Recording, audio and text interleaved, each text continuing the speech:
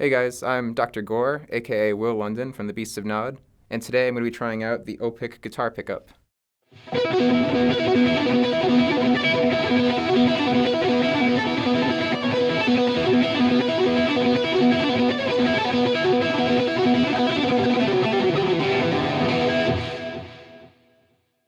So yeah, I'm super stoked to try out this pickup. So I'm a physicist, and so I've spent some time at various classes and lectures explaining to people how a pickup works, year after year. And what always occurred to me was, well, there must be a better way to do this nowadays. Of course, the notion of better will be subjective, but there are many more interesting ways to do this. And so this company is really trying something which I've never heard of before and seems super awesome. So I'm curious how these optical pickups are going to respond to different types of playing.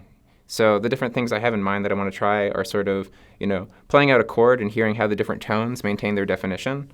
I definitely want to try out some sort of articulated genty style riffs, as well as some articulated arpeggios. Tremolo picking is a big thing that comes to mind for me too. Just what happens when you have all those high frequencies from the constant pick attack, sort of how does that shape up at the end of the day coming from this type of pickup. So I want to try out some riffs with some of these, and I'm just going to dive right into it.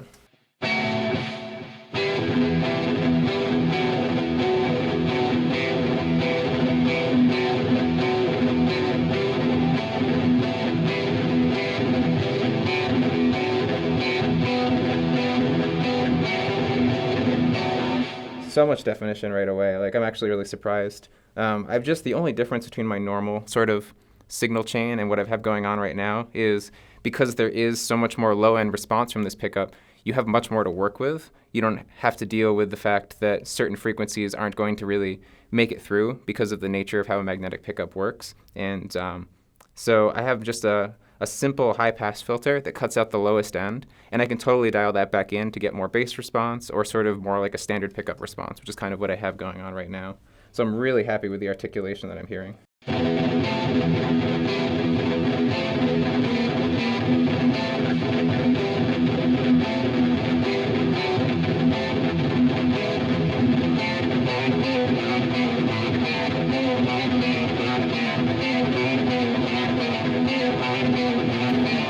Once again, so that's actually really surprising. It's a real pleasure to actually play that lower string.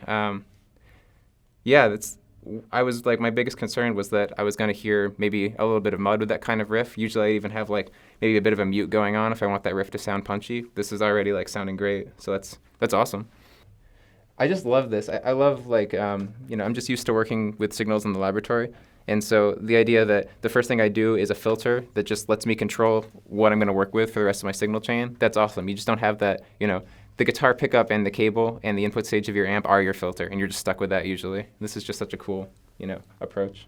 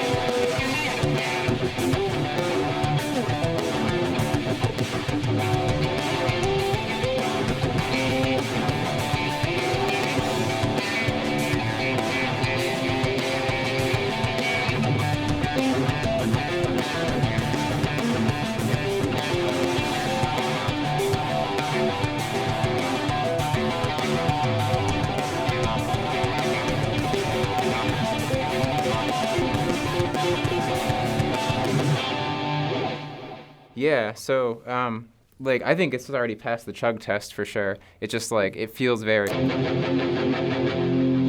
very different, but it grabs you. It's this really pleasing bite. I would love to go on stage with this right now actually and just have that extra articulation. So I can kind of for me a chug is about getting that resonant, growly, palm muted sort of, tone when you're playing some low register chords, right? Maybe that's one way to put it.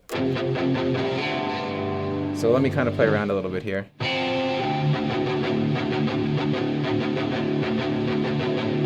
That's just like, it sounds, this preset sounds totally different with my like standard magnetic pickups that I use with my guitars at home. And I'm just loving it right now. It's like Christmas, this is great. It's like it's a whole new world of pickup.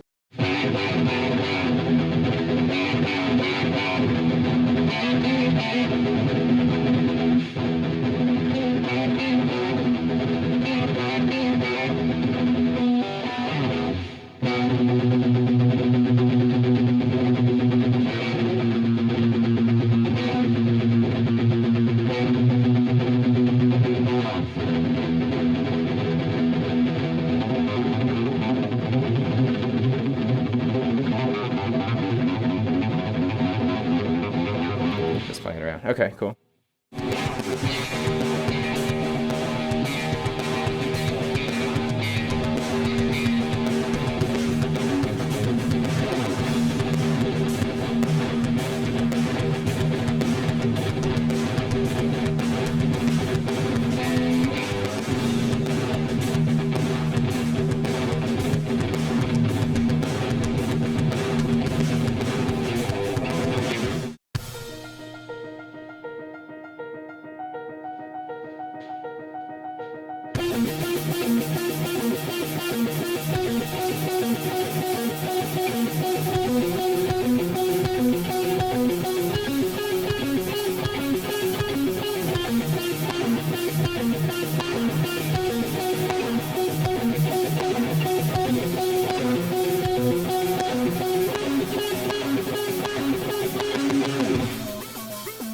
So now I'm just going to play some open chords, some power chords with a couple of different tones here on the Axe FX.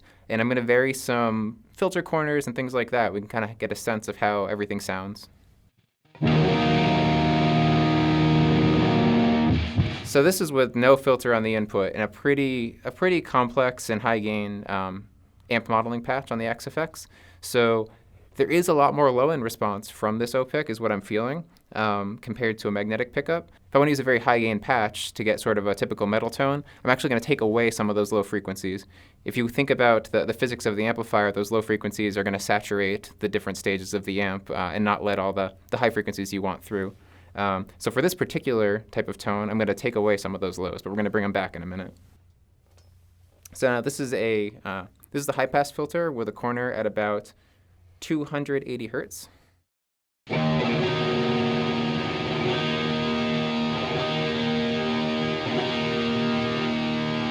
And immediately, I think this is just like the perfect amount of clarity. There's still a little bit of that extra low end coming through, but now it's much more balanced. And I had the freedom to choose how much I wanted for this particular tone, so it's just nice being able to sculpt with so much more.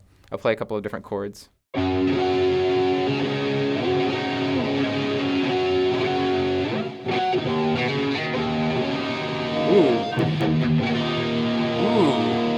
It's just evil sounding. Those notes love to jump out at you. This is great.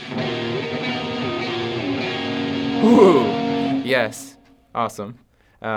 Just for comparison, now I'm going to bring the corner of this high-pass filter up to, let's say, 500 hertz, something pretty extreme. We can kind of hear, how the high-end response alone of this pickup sounds.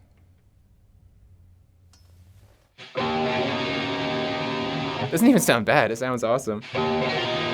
Oh man, it's starting to sound like a single coil kind of sound now.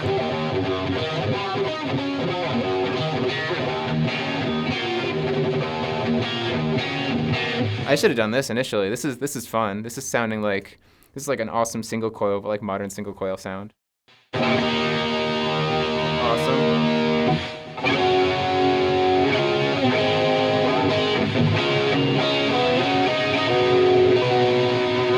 And maybe some sort of like chugs with this sort of single coil sound.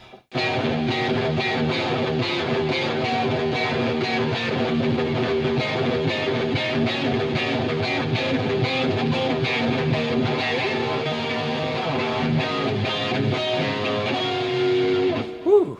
Love it. Woohoo!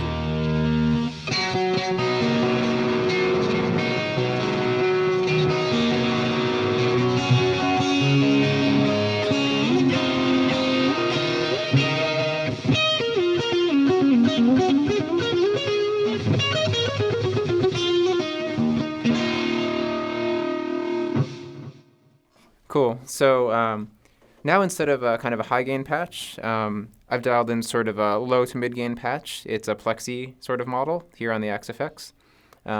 So once again, I'm going to go through some different filter corners. So the first thing in my signal chain is going to be this sort of high pass filter. I'm initially going to just leave the filter off, and we can kind of hear how that sounds with this lower gain patch. And then I'm going to put the filter corner once again to around 250 hertz and around 500 hertz, so we can kind of make some comparisons to the metal patch that we had a minute ago. So this is no filter. And that's just like, there's a very pleasing amount of bass. Now there's all that low end that we were filtering out with the metal patch, but now it's not such a bad thing, because it's not causing all this sort of compression at the various stages of our amplifier model anymore. So this is, I may even leave this as is at this point. It's very, very pleasing. Play a few chords here.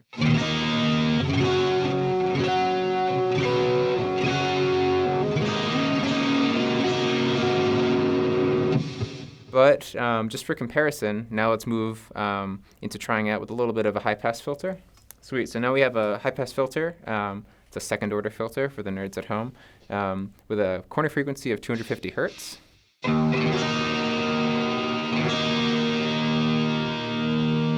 Yeah, and for me, that's the perfect balance. There's still plenty of low end coming through, but now there's just enough sort of headroom for those high frequencies to really live inside the amplifier model, or maybe a real amplifier if you're using something besides an XFX.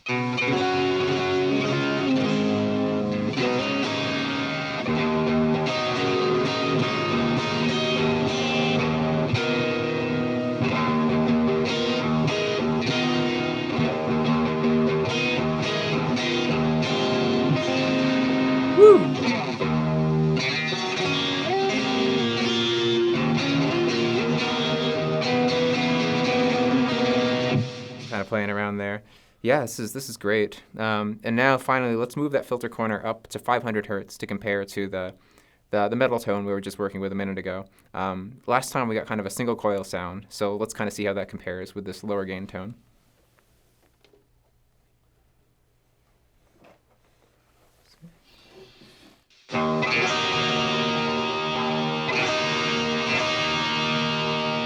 Yeah, right off the bat, single coil is probably the first term I'd use to describe this. It's not quite the same. It's like there's a little bit more going on. It's maybe a little bit more modern, but it feels much more like playing with a single coil pickup now. And it's great that you can switch between these with a parameter in your effects unit. You don't have to actually have a different piece of technology or a wired up coil split on your humbucker inside your guitar.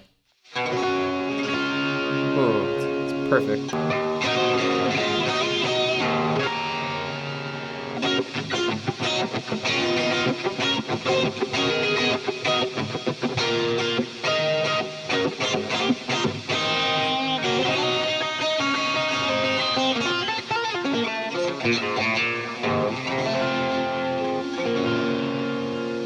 So this is a clean patch now, and we're going to do the same sorts of experiments here. Let's try a couple different chords and a few different articulated arpeggios, and let's hear how sort of an input high-pass filter changes what we're hearing coming out of the amp.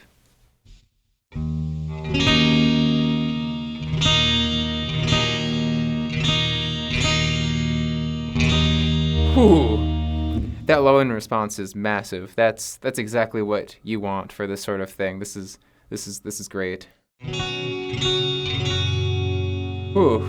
It's like a little surprise. Like it goes like one octave lower than you expect almost. Maybe not literally, but this is great. I could see, guys who do sort of like chord melody sort of playing, having a lot of fun, getting lots of articulation on the low end as they, move through different shapes on the high end. Ooh.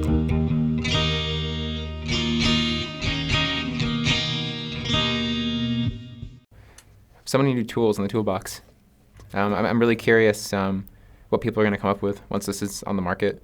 I would definitely love to use it for like things you can't really pull off that easily live in terms of, if it's programmable and it can be dynamically changed, like straight up turning off some of my low strings so I can pull off stuff that like I recorded in the studio where, it's like, okay, let's press pause and let me like maybe get a sock to mute some strings and just hit that arpeggio, like something that the guitar as an instrument really isn't capable of doing. Suddenly, I mean, if you could turn off or turn down some of the other strings, I mean, someone might call that cheating. I call that like innovation. It's the future. Like, there's no reason you should be constrained by what the guitar was arbitrarily designed to be almost like 80 years ago or something like that. So I'm super stoked about this. Is long story short.